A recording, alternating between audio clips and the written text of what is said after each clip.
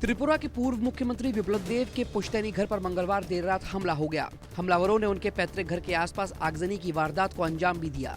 उपद्रवियों ने कार में तोड़फोड़ करते हुए शीशे भी तोड़ डाले। वारदात को अंजाम देने का आरोप सीपीएम कार्यकर्ताओं पर लगा है। हालांकि जिस वक्त ये घटना हुई उस वक्त घर के अंदर कोई भी नहीं था। बता दें कि आज बिप्लब देब के पिता की पुण्यतिथि है। इस मौके पर बिप्लब देब अपने पुश्तैनी घर पर हवन करने वाले थे, लेकिन इस कार्यक्रम के चंद घंटे पूर्व सीएम के पैतृक आवास पर हमला कर दिया गया। दिल्ली के मंगोलपुरी के शमशान घाट में मंगलवार को कंजेवाला हादसे में मारी गई अंजलि का अंतिम संस्कार कर दिया गया।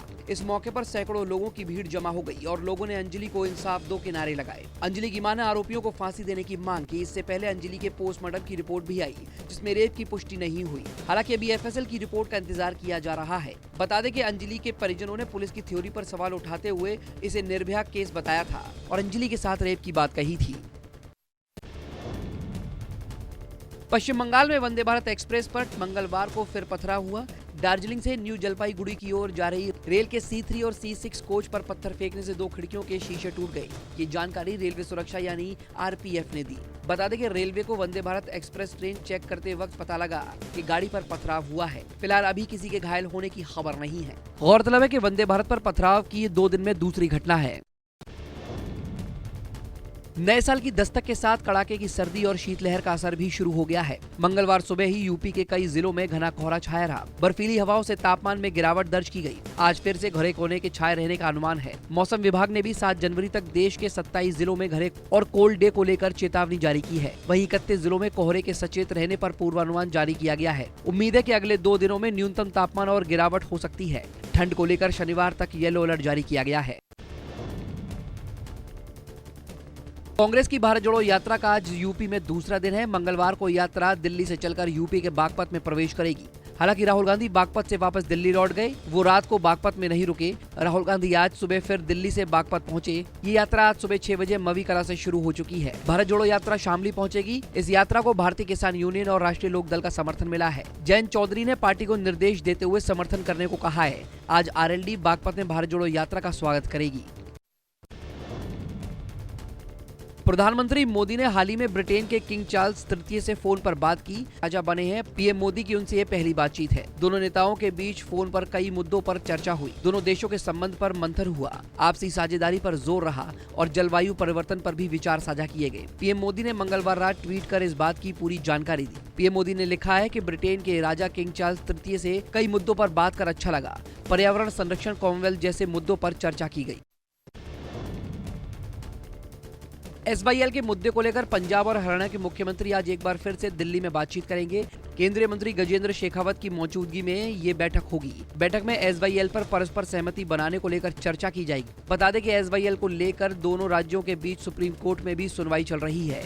इससे पहले सुप्रीम कोर्ट ने दोनों राज्यों के मुख्यमंत्रियों को बैठाकर मसला सुलझाने को कहा था। इसके बाद पंजाब और हरियाणा के मुख्यमंत्रियों के बीच बीते साल 14 अक्टूबर को एक बैठक हुई थी, लेकिन इस बैठक में कोई हल नहीं निकल पाया था। हिमाचल में कांग्रेस की सरकार बनने के बाद विधानसभा का आज पहला सत्र है। हिमाचल की 14वीं विधानसभा का शीतकालीन सत्र आज से शुरू होने जा रहा है। इस सत्र में कुल 3 बैठकें प्रस्तावित हैं। विधानसभा सत्र से पहले कांग्रेस बीजेपी ने विधानसभा सत्र को लेकर रणनीति पर चर्चा की। इस 3 दिवसीय सत्र में नवनिर्वाचित विधायकों को विधानसभा की सदस्यता की शपथ दिलाने के साथ साथ विधानसभा अध्यक्ष का चुनाव और राज्यपाल का अभिभाषण शामिल है। बिहार में आगामी लोकसभा चुनाव से पहले सियासी हलचल तेज हो गई है। इसी कड़ी में बिहार के मुख्यमंत्री नीतीश कुमार 5 जनवरी से अपनी जन समाधान यात्रा पर निकलने वाले हैं। नीतीश इस यात्रा की शुरुआत वाल्मीकि नगर से करने वाले हैं। बता दें कि नीतीश कुमार की इस यात्रा में मुख्य रूप से 3 कार्यक्रम हैं। पहला योजना से संबंधित क्षेत्र का दौरा, दूसरा चिन्हित समूह के साथ बैठक और तीसरा जिला स्तरीय समीक्षा है।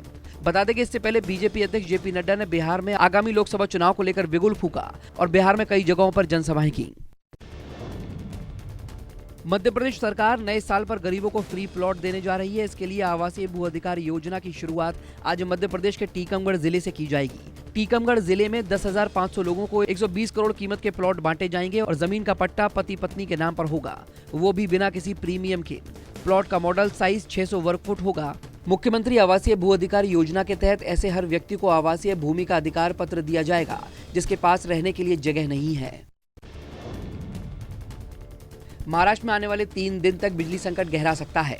रात 12 बजे से महाराष्ट्र स्टेट इलेक्ट्रिसिटी बोर्ड के 1,75,000 कर्मचारी, इंजीनियर, अधिकारी और आउटसोर्स कर्मचारी स्ट्राइक पर चले गए हैं।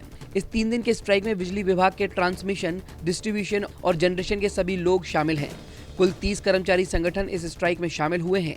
दरअसल ये कर्मचारी अडानी पावर द्वारा प्रॉफिट मेकिंग इलाके में MERC के पास बिजली सप्लाई को पैरेलल लाइसेंस अप्लाई करने से नाराज हैं।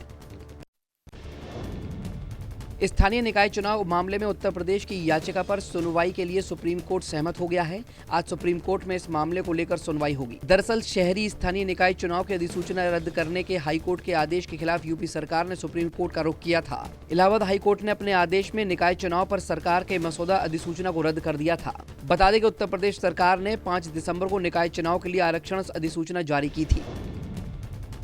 बिल्किस बानो मामले में 11 दोषियों की जल्द रिहाई की चुनौती देने वाली याचिका पर सुप्रीम कोर्ट में आज सुनवाई होगी। हालांकि खुद बिल्किस बानो द्वारा दायर याचिका सूचीबद्ध नहीं है। इन मामलों की सुनवाई जस्टिस अजय रस्तोगी और जस्टिस बेला त्रिवेदी की बेंच करेगी। न्यायमूर्ति बेला त्रिवेदी ने हाल ही में बिल्किस बानो द्वारा दायर याचिका पर सुनवाई से खुद को अलग कर लिया था, जिसमें छूट पर रिहाई की चुनौती दी गई थी। बता दें कि सुप्रीम कोर्ट के आदेश के बाद गुजरात सरकार ने इस साल 15 अगस्त को सभी 11 दोषियों को सजा में छूट देते हुए रिहा कर दिया था। यूपी के ग्रेटर नोएडा में कार सवार युवकों ने 3 छात्राओं को गाड़ी से टक्कर मार दी। इस टक्कर में एक छात्रा गंभीर रूप से घायल हो गई है। छात्रा को हादसे के बाद अस्पताल में भर्ती कराया गया। घायल छात्रा के सिर में और पैर में गंभीर चोट आई है। चोट के कारण वो कोमा में चली गई है। उसे आनन फानन में अस्पताल में भर्ती कराया गया है, जहाँ उसे ICU में रखा गया है। छात्रा फिलहाल जिंदगी और मौत से जूझ रही है। गंभीर रूप से घायल छात्रा का नाम स्वीटी कुमारी बताया जा रहा है और वो BTech फाइनल ईयर की स्टूडेंट है। कार सवार युवक टक्कर मारने के बाद फरार हो गए, जिनकी तलाश जारी है।